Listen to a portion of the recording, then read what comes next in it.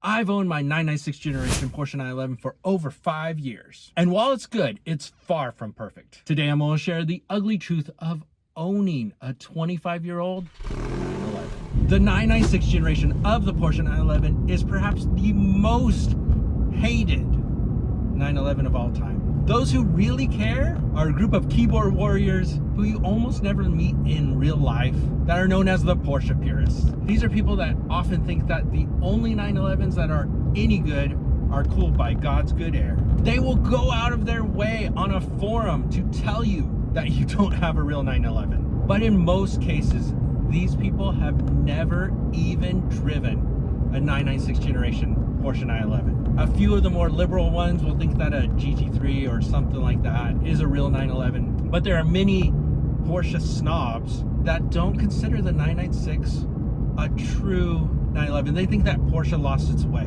The interesting thing is that some will think that a 997 is a very good 911, and it's when Porsche got back to its roots. And while there were a lot of upgrades in the 997, really the platform between the 996 and the 997 is almost exactly the same. Unless you get a 997.2 for a lot less money, you get a car that pretty much drives the same. But more recently, thanks to YouTubers who may have a vested interest in the 996 going up in value, there's been some more love for the 996 generation of the Porsche 911 and realizing that it is actually a very good car. Doug DeMuro, for one, really likes the 996 generation Porsche 911. So a lot of people have caught on to just how good the 996 is and how good a bargain it is. Now we're seeing the turbos, the C4Ss, and the GT3s really get a little more value. Of course, most of those have a Metzger engine, but people are realizing that the platform is better, that there are raised around some of the overblown issues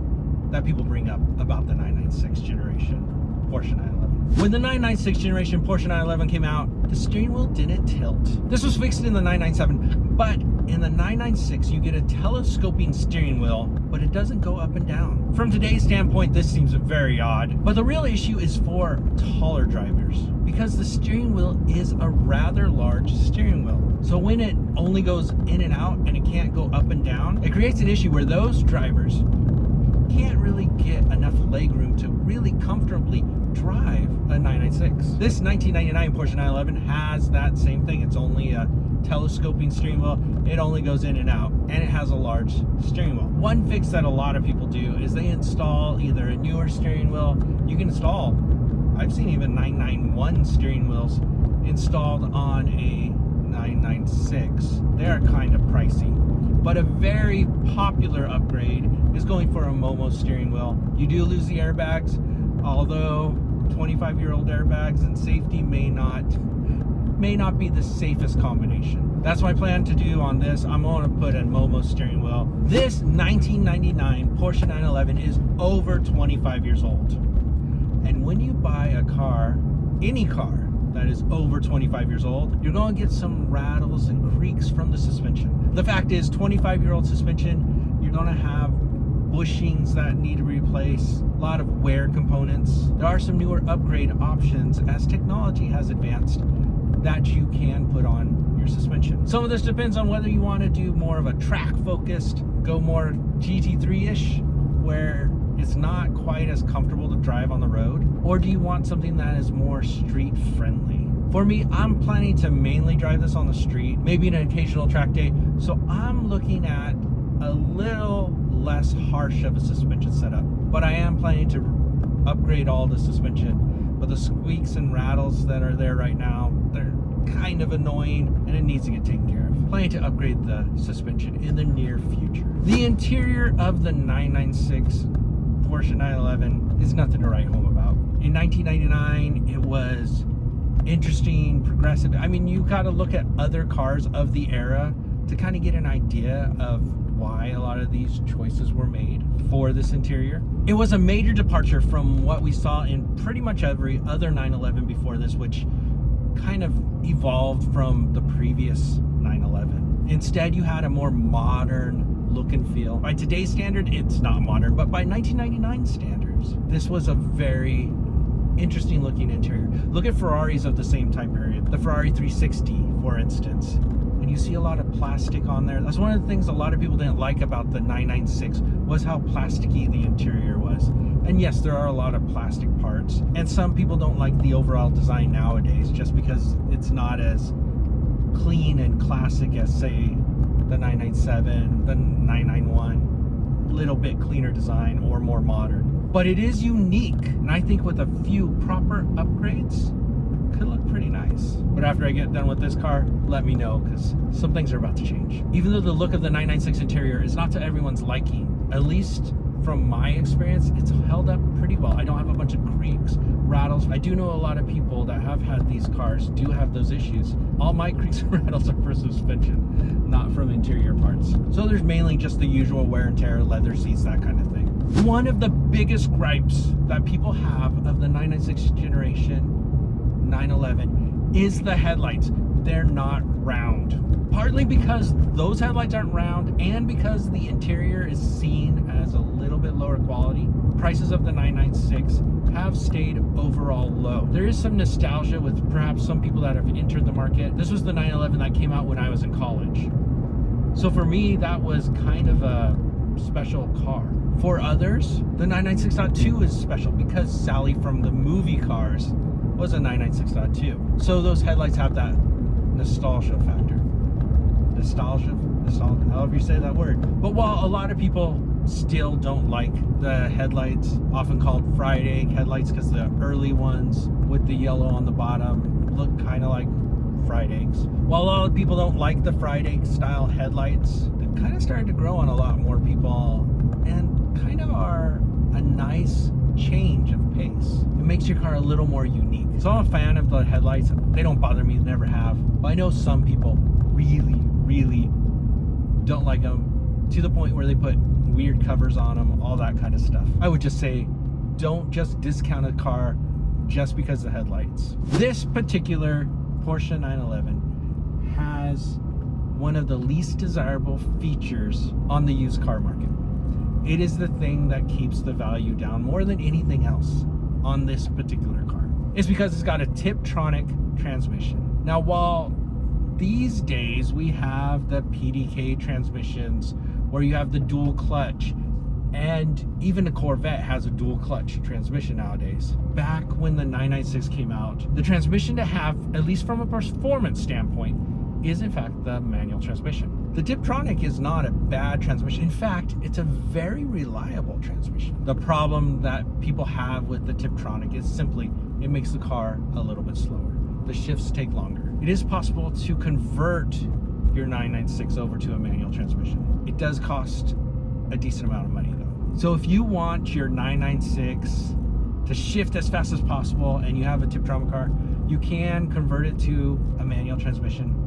I've even seen where there is the potential, at least on the turbos, to convert to use a PDK transmission. But in most cases, it's just cheaper to sell your car and buy a manual, which is the advice you'll probably get from anyone that you ask about that. I think it's kind of interesting. So if I ever did it, it's mainly because I thought it was interesting. But I don't know if I won't do that. Well, you imagine that a 996 or a 997, any 911, is going to have a really good sounding exhaust note.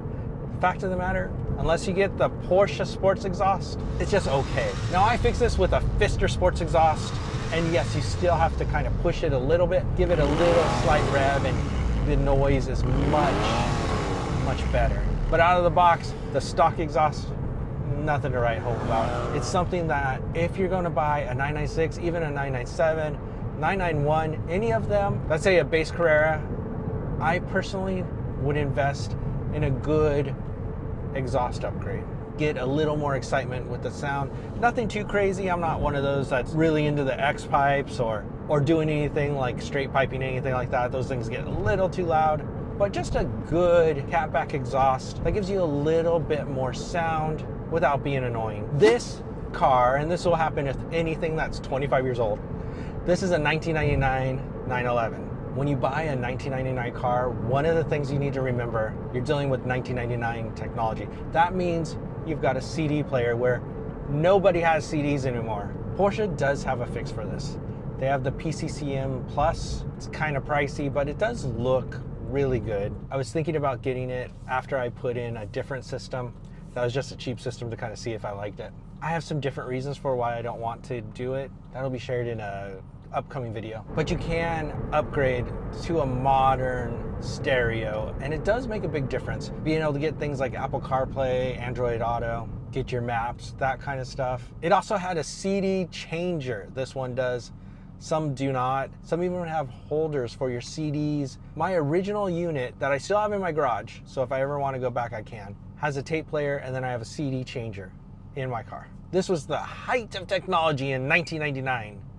Not so much in 2025. Porsche makes some really good seats. Well, technically not Porsche Recaro, but when you have the standard seats in the 911, 996 generation, they sit a little bit too high. They're not uncomfortable, but they're not the very most comfortable. The sports seats are a little bit better, but a lot of people feel hunched over when they're on the sports seats because of the way it grabs your shoulders. Probably the best seats in the 996 generation are the Recaro GT3 seats, but they are a lot more aggressive.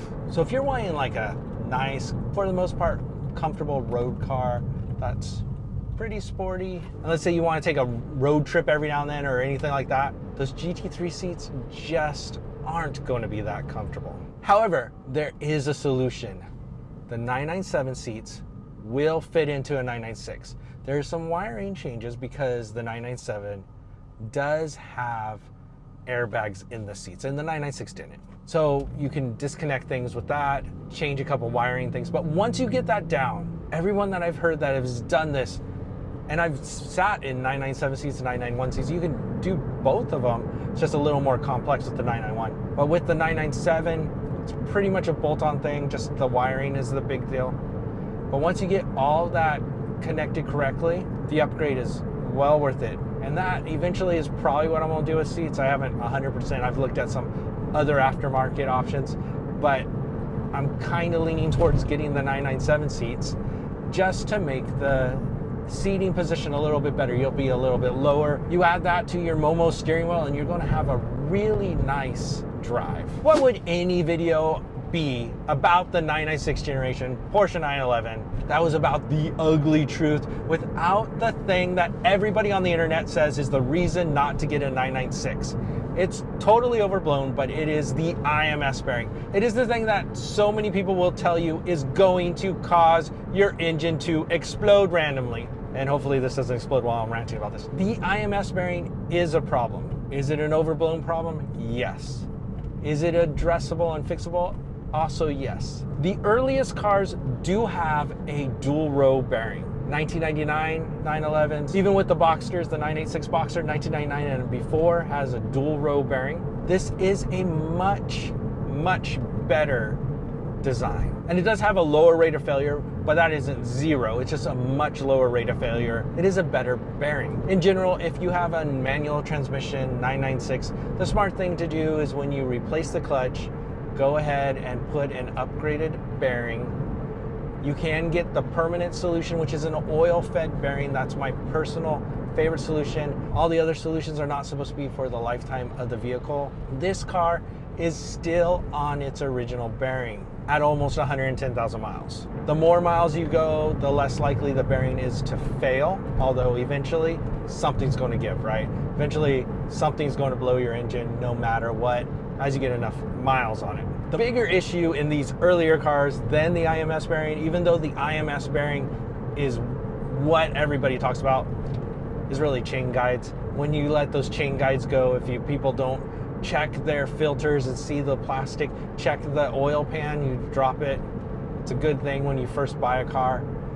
Drop your oil pan, you can make sure your seals and everything are brand new there, and see if you got little plastic chunks. If you see a bunch of like brown plastic chunks, those are chain guides going. It's a pain to replace, but it is replaceable, it is fixable. It is something that will make your car much, much better. But here's the thing, in spite of all these downfalls that the 996 generation does have, it's not a perfect car. But when you drive it, the driving experience, and especially when you consider the price of entry, I would do it all over again. Because this car puts a smile on my face every single drive. So check out this video about why I bought a 996 generation Porsche 911 and how much it's cost me to own over the last 5 years.